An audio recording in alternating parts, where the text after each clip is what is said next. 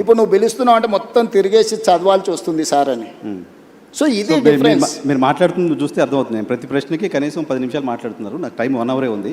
So ఇంకా చాలా questions అడగాల్సి ఉన్నాయి. సో మీరు 18 గంటలు రివ్యూ నిర్మిస్తాను ముందుకు వచ్చినప్పుడు నిర్మాణంలో నువ్వు కూడా భాగస్వామి కావాలి. 18 గంటలు రివ్యూ చేస్తున్నారు కాబట్టి అంత నాలెడ్జ్ ఉంటుంది డెఫినెట్గా మీకు. రైట్, చాలా క్వశ్చన్స్ ఉన్నాయి sir. Drug free Telangana okay మాట్లాడుకున్నాం. మీరు నాకు తెలిసి కాంగ్రెస్ పార్టీ అధిష్టానానికి సంబంధించిన ఒక నాయకుడిని అన్న అని పిలిచేంత చనువు నాకు తెలిసి తెలుగు రాష్ట్రాల కాంగ్రెస్ నాయకులకి ఎవరికి ఉన్నట్లేదు. రాహుల్ గాంధీని జస్ట్ మిమ్మల్ని మేమంతా జర్నలిస్ట్ చాలామంది అన్న అని పిలిచినట్టుగా మీరు రాహుల్ గాంధీని అన్న అని పిలుచుకుంటూ తిరుగుతారు. అంత క్లోజ్నెస్ ఎలా వచ్చింది రాహుల్ గాంధీకి? ఇప్పుడు గాంధీ ఫ్యామిలీకి ఈ దేశం పట్ల విశ్వాసం అక్కడ కనపడితే ఇక్కడ దండం పెట్టుకుంటూ నిలబడుతుంటారు. అట్లా వాళ్ళకు ఉంటుంది. దానికి అనుకూలంగా పనిచేసేటోళ్ళను వాళ్ళు ఫ్యామిలీ మెంబర్స్ లాగా ట్రీట్ చేస్తారు. నాకు రాహుల్ గాంధీ గారి దగ్గర కాదు, ప్రియాంక గాంధీ గారైనా సోనియా గాంధీ గారి దగ్గర అయినా నాకు చాలా ఇంటిమసీ. అంటే నేను నా లైన్ ఎప్పుడు క్రాస్ కాను, కాకపోతే నాకు కంఫర్ట్ ఉంది. నేను ఏమనుకున్నా నేను చెప్పగలను.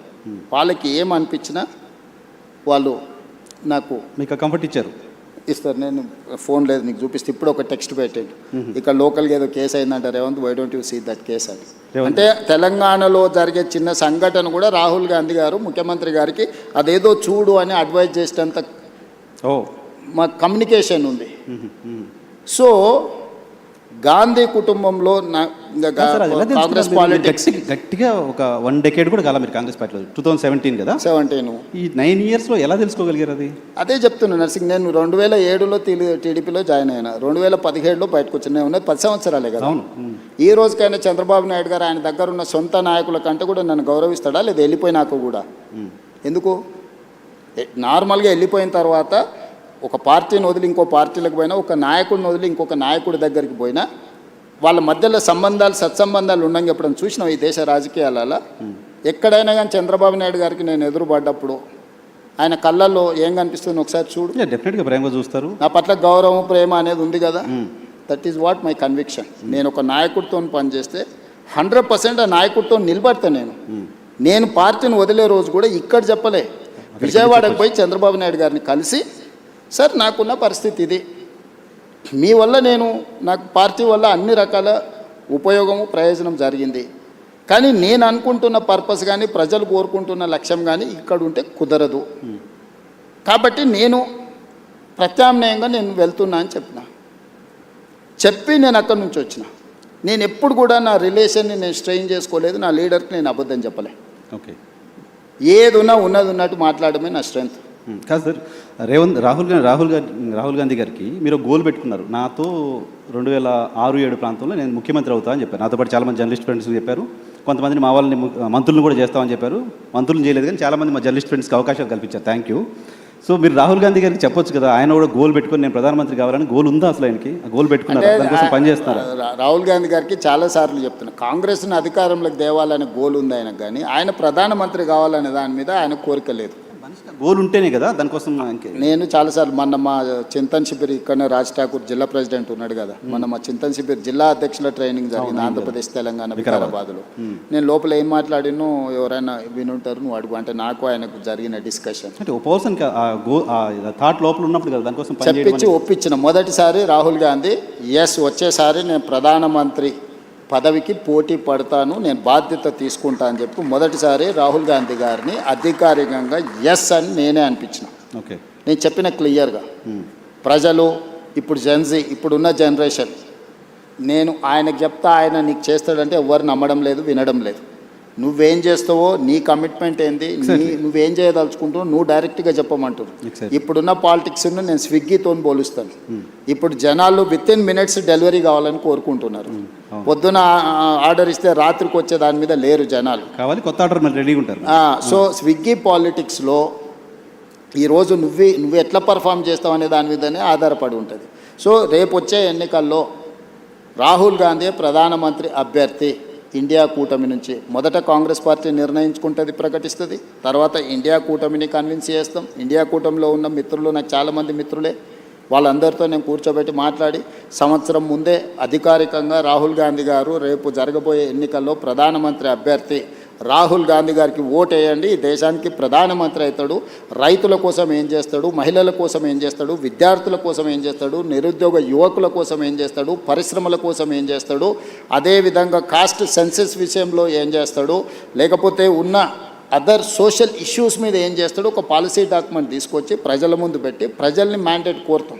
ఓకే సార్, మీరు ఇప్పుడు ఆంధ్రప్రదేశ్లో కాంగ్రెస్ పార్టీ చివరి ముఖ్యమంత్రి, తెలంగాణ వచ్చిన తర్వాత మీరు మొదటి ముఖ్యమంత్రి.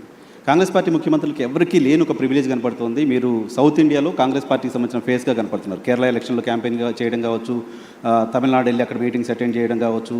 సో సిద్ధరామయ్య కంటే కూడా సౌత్ ఇండియాలో ఉన్న కాంగ్రెస్ ముఖ్యమంత్రులు మీరు ఎక్కువ పాపులర్గా కనపడుతున్నారు. సో సౌత్ ఫేస్గా రేవంత్ ఎమర్జ్ అవ్వడం వెనక రీజన్ ఏంటి? నేషనల్ పాలిటిక్స్ ఇంకేదన్నా మీరు సీఎం కావాలని గోల్ అయిపోయింది, వేరే గోల్ ఏమైనా పెట్టుకున్నారా? లేదు నర్సింగ్, నేను 10 years 2034 వరకు ఏ గోల్ లేదు. 1994లో 2 సార్లు తెలుగుదేశం పార్టీకి అధికారం ఇచ్చారు, 2004 నుంచి 2 సార్లు కాంగ్రెస్ పార్టీకి అధికారం ఇచ్చారు, 2014 నుంచి 2 సార్లు బీఆర్ఎస్కి అధికారం ఇచ్చారు, 2024 నుంచి 2 సార్లు నాకు అధికారం ఇస్తారు ప్రజలు. నాకు స్పష్టత ఉంది. 2034 వరకు ఇక్కడనే ఉంటా, ఈ ప్రజల కోసమే పనిచేస్తా. $1 trillion ఎకానమీని అక్కడికి తీసుకెళ్ళి 2047కి $3 trillion ఎకానమీ ఏదైతే మన నరేంద్ర మోడీ గారి ముందు స్పష్టంగా చెప్పినాం, భారతదేశం $30 trillion ఎకానమీ ఏదైతే వికసిత్ భారత్ 2047 లక్ష్యంగా పెట్టుకున్నారో, ఈరోజు మనము 3% లోపల జనాభా ఉంటే 5% జీడిపి కంట్రిబ్యూట్ చేస్తున్నాం. రేపు ఇదే జనాభా 10% జీడిపిని దేశానికి కంట్రిబ్యూట్ చేసే ప్రణాళికలు, దానికి రోడ్ మ్యాప్, దానికి భవిష్యత్ ఏ రకమైన విధానాలు తీసుకోవాలనో 2034 వరకు ఇక్కడనే క్షేత్రస్థాయిలో ఉండి పనులు చేస్తాను. సార్ అది నమ్మకమా? 10 ఏళ్ళు ఇస్తారులే నమ్మకమా? పక్క రాష్ట్రం ఆంధ్రప్రదేశ్లో 5 ఏళ్ళకి ప్రభుత్వం మారింది, డిఎంకే ప్రభుత్వం తమిళనాడులో కూడా 5 ఏళ్ళకి మారింది.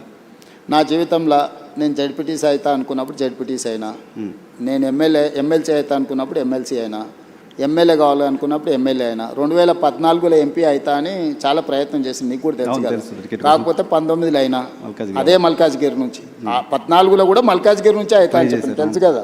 అక్కడ మిస్ అయినా కూడా 19లో మళ్ళీ అక్కడి నుంచి అయినా. జిల్లా పరిషత్ మెంబర్ ఉన్నప్పుడే తెలంగాణ వస్తే తెలంగాణకు ముఖ్యమంత్రి అవుతా అని చెప్పిన, అవునా? నాతో చెప్పారు, నీతో చెప్పిన కదా, నీకు గుర్తుంది కదా.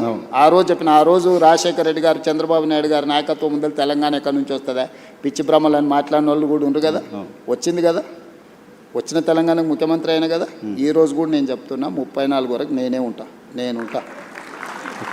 కాన్ఫిడెన్స్ సార్, నేను ఈరోజు నీ ముందర చెప్పిపోతున్నావు, నువ్వు దాచిపెట్టుకో.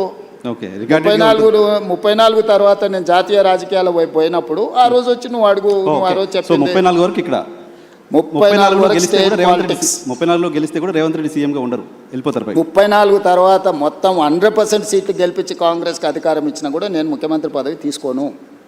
నేను తర్వాతి తరానికి బదిలీ. చాలా పెద్ద స్టేట్మెంట్ ఇస్తున్నారు సార్. పెద్ద స్టేట్మెంట్ నీకు చెప్తున్నా, అందుకే నీకు చెప్పాలని నీకు చెప్తున్నా. ఓకే, ఎందుకంటే నీకు ముఖ్యమంత్రి అని చెప్పిన రోజు నువ్వు ఆశ్చర్యపోయినావు, అది ఎట్లా సాధ్యం, జిల్లా జడ్పీటీసీ ముఖ్యమంత్రి అవుతాడా అని. ఆశ్చర్యం పోలే, మేము అనుకున్నాం కదా, మాట్లాడుకున్నాం చాలా సందర్భాల్లో. రోజు ఎవరైనా ఒక జడ్పీటీసీ ఇండిపెండెంట్గా గెలిచి రాష్ట్రం వస్తే నేను ముఖ్యమంత్రి అవుతా అంటే ఎవరైనా నమ్ముతారా? నమ్మరు కదా. సో ఇది నోట్ చేసి పెట్టుకోవచ్చు. 34 తర్వాత రేవంత్ రెడ్డి తెలంగాణ. ఈ రోజు మాట్లాడే ప్రతి మాట నువ్వు దాచిపెట్టుకోని లైబ్రరీలో, నీకు అవసరమైనప్పుడల్లా చూసుకో. నేను ఈ రోజు చెప్తున్నా 34 వరకు నేను ముఖ్యమంత్రిగా ఉండి 34 తర్వాత పార్టీ ఎవరిని చేస్తే వాళ్ళని ముఖ్యమంత్రిని చేస్తాను, నేను గాను. అవకాశం ఇస్తే కూడా మీరు నేను తీసుకోను, నాకు తెలుసు నా లైఫ్. ఎక్కడ ఉంటారు?